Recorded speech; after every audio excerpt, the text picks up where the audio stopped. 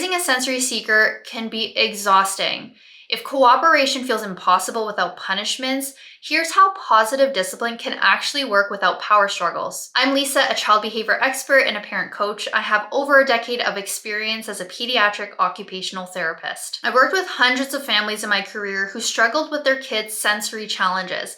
And I know how traditional discipline can completely backfire with these types of kids. Many of the parents that I've worked with had sensory seekers or avoiders, and were using traditional methods like punishments, threats, sticker and rewards charts to try to get their child to cooperate, but none of those things seemed to work. It worked in the short term, but long term, it never stuck through. And for our sensory kids, not only did it not work, it made things significantly worse for these families. They were experiencing more meltdowns, more frustration, constant battling. This is why I teach a completely different approach. I utilize a positive discipline approach integrated with sensory processing. When you merge these two together, you're actually able to be effective when parenting a child with sensory needs. When the parents that worked with me utilized this method, they saw real improvements. They started to see a decrease in their child's meltdowns, more cooperation, and just more overall harmony in their home. If you have a sensory seeker, getting them to sit still during homework time, during meal times can be an absolute battle. If your child is always touching you, they want those tight squeezes, they want to lean on you, and you're trying to get them to just stay in their place because it's making you feel overwhelmed, that can feel like a lot. But utilizing punishments and threats to try to change your child's behavior is not the way to get this to the solution that you're looking for. On the other hand, you might have a sensory avoider who avoids going out into public spaces. So going to your family functions, going to the mall just to go pick up something. Your child refuses to go with you. They hate the sounds of loud noises. Everything just seems to bother them. They're the pickiest eaters in your household.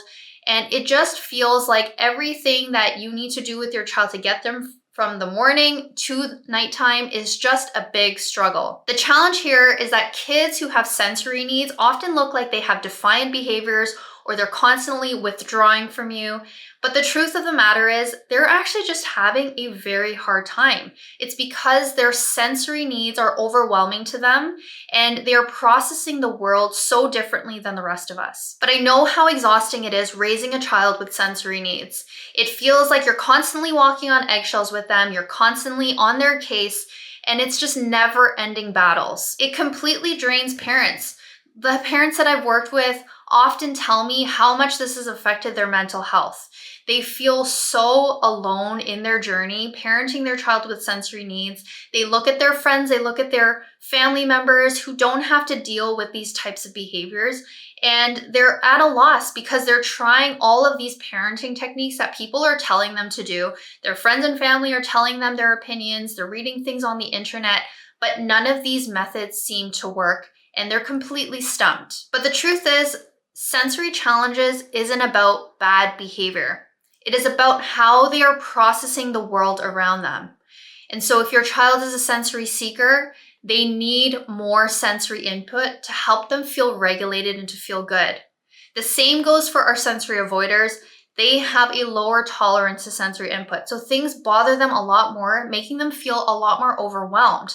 So they need proper sensory strategies and tools to help them regulate their nervous systems to make them feel functional and focused and calm. So if you're struggling with your child's sensory needs and they're constantly having daily meltdowns, there's so much defiant behavior, you're clashing with them, there are solutions for this. Through my one-on-one parent coaching, I'll help you to identify what exactly is the trigger for your child from a sensory lens, what type of sensory strategies, sensory diets your child needs to help them regulate their nervous systems so that they can feel good and function in their day-to-day. If you're ready to get personal guidance and support, all the information is in my description box to book a session with me. So let's get into the 5 positive disciplining techniques that are going to help your sensory child. Number 1 is connection before correction. Before you jump in and try to correct your child for their behaviors. Now we see this a lot with their sensory kids. They're doing things that we often think they should not be doing. They're getting up from their seats, they're jumping on the couch, they're crashing their bodies, they're just moving everywhere. We immediately want to say to them, sit down, focus on your homework.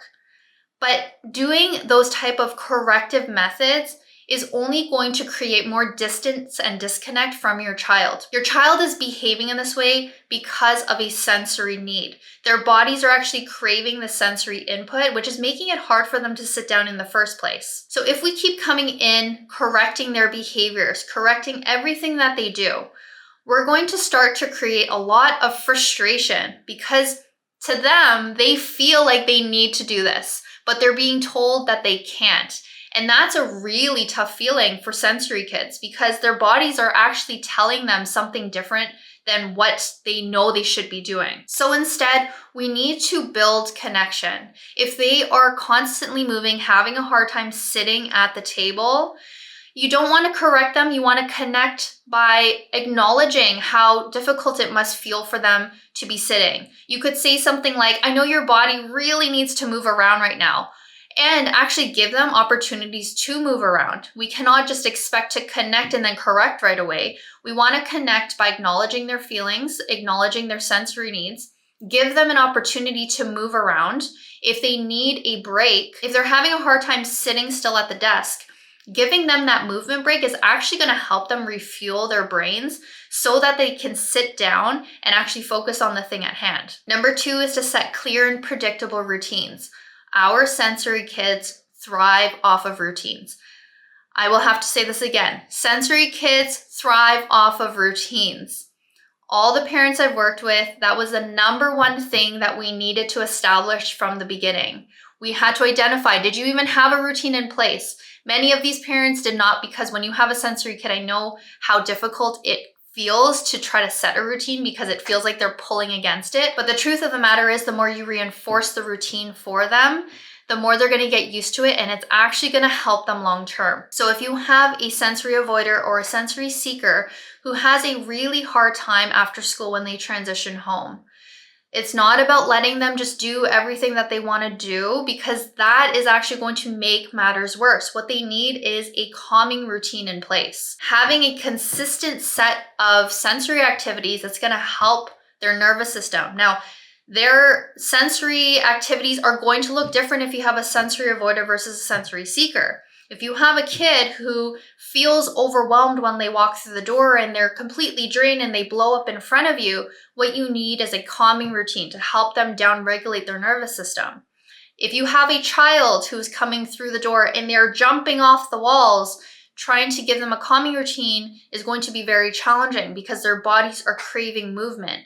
What you need is more deep pressure, heavy type of pressured movements, like animal walks across the hallway, or carrying heavy water jugs when they walk through the door, doing relay races with them. This is what's going to help provide the sensory input that their bodies are needing. Another way to set clear and predictable routines is using visuals.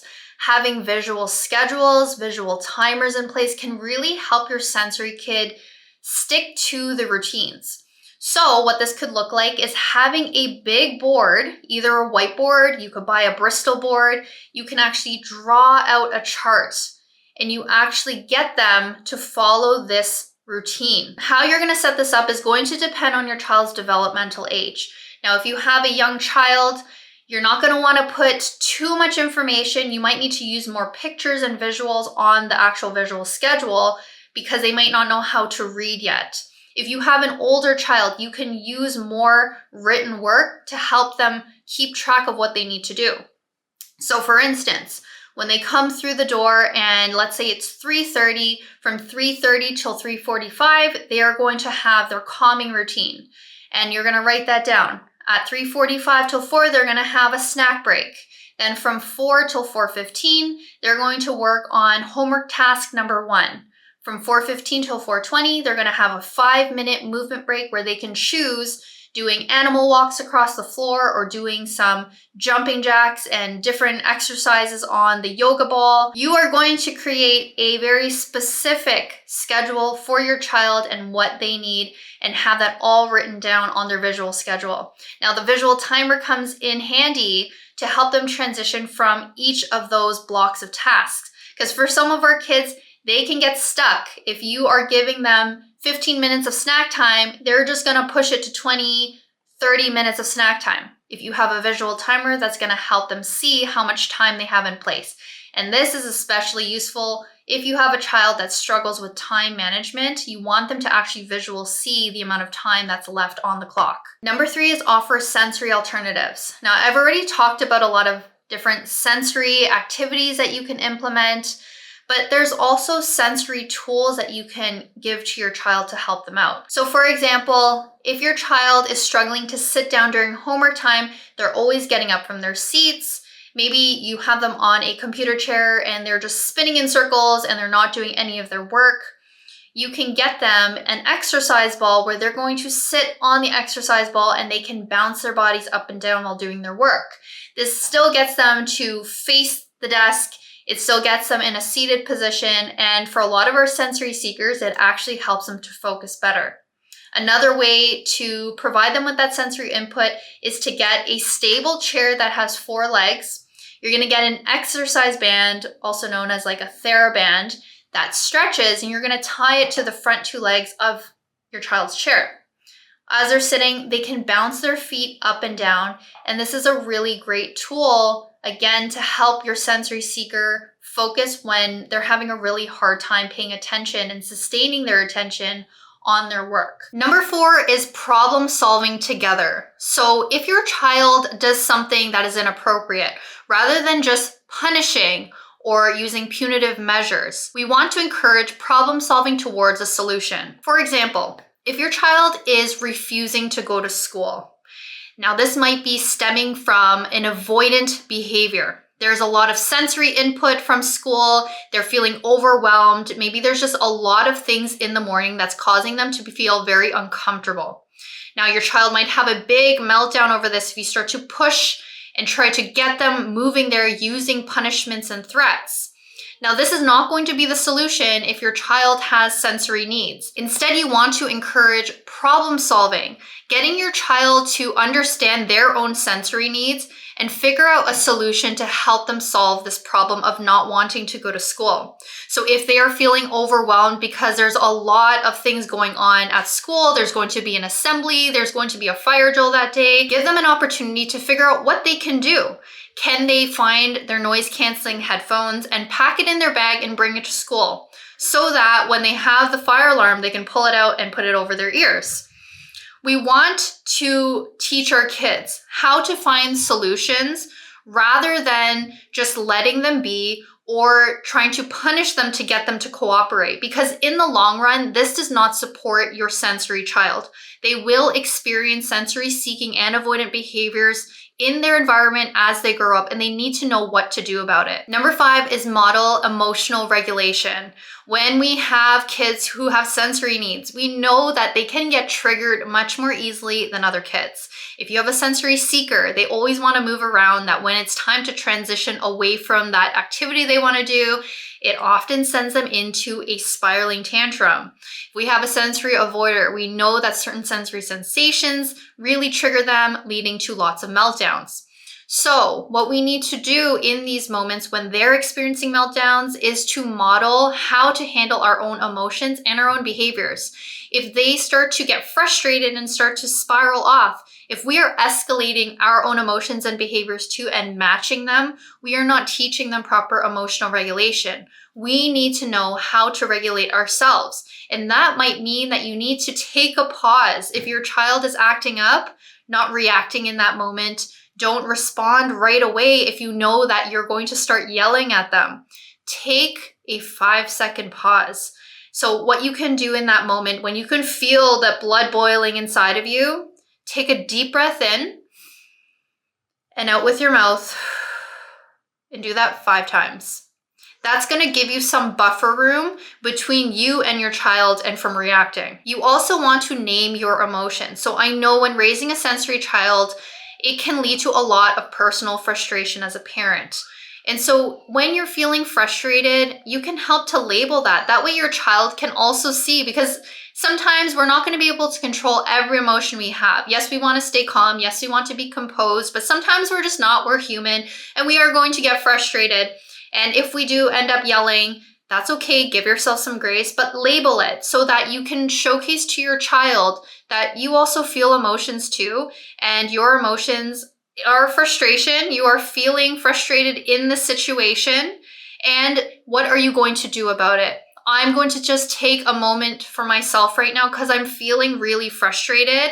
I will be back in 1 minute. And it's okay to give yourself that break as long as your child is safe where they are and you just need a moment to decompress and regulate yourself. It's okay to take, a few minutes away to breathe, to do whatever strategies you need to calm yourself down and return back to the situation. But again, remember, make sure your child is safe before you leave the situation, because there are many situations with sensory kids where your child is not safe and your number one priority is to make sure that they're not going to injure themselves. So I know parenting a sensory kid is a lot. It is very overwhelming. It's very draining. And I want you to know that you're not in this journey by yourself. Through my one-on-one parent coaching, I will give you the guidance and the support that you need to give you the insights on why your child's behaving the way they are and what to do about it, how to build the right sensory diet for them, how to provide the right sensory strategies in the right moments. Those are all the things that we will unpack. And as a result, you will see a reduction in their meltdowns. You will see better cooperation. You're going to see them in a better mood because they're going to feel like their needs are being met. If you're ready to find the right support for your sensory child and see improvements in their behavior, you can book a free complimentary call where we're going to dive deep into what your specific needs are and find out what is the right path forward for you. To book a free consult call, you can check it out in the description box below. I hope you found this video helpful. Please remember to like and subscribe to my channel so you don't miss out on episodes like this. And before you go, let me know what's been your biggest challenge disciplining your sensory child. Let me know in the comment section. Thank you so much for watching, and I'll see you guys in the next one.